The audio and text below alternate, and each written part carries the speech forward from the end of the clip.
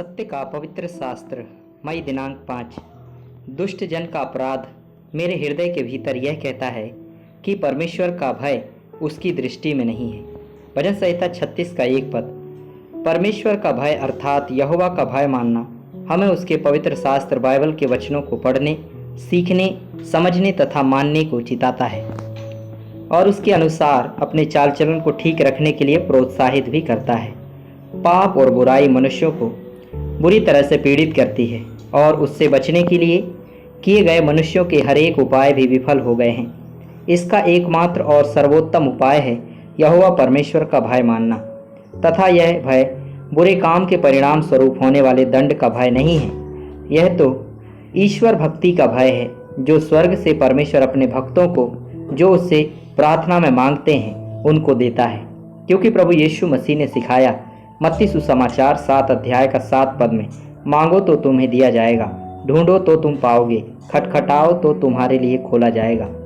यहोवा का भय मानने का जीवन हमारे भीतरी मनुष्यत्व में पाप और बुराई करने की जो बुरी लालसा है उसके प्रति घृणा तथा प्रभु यहोवा को और उसके स्वर्गीय बातों के प्रति चाहत और लालसा को उत्पन्न कराती है।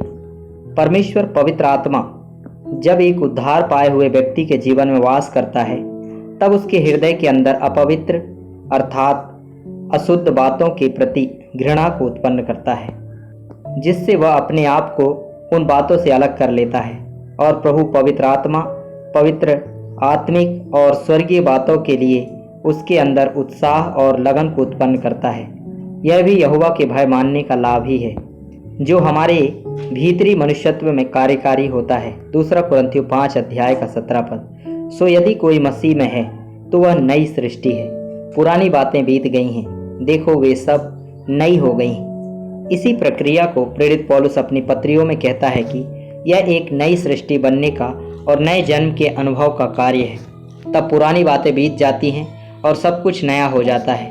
पुराना मनुष्य मर जाता है और नया मनुष्य जो परमेश्वर उद्धार करता प्रभु यीशु मसीह के स्वरूप में है हमारे भीतरी मनुष्यत्व में प्रकट होने लगता है। नीति वचन 3 का 7 पद।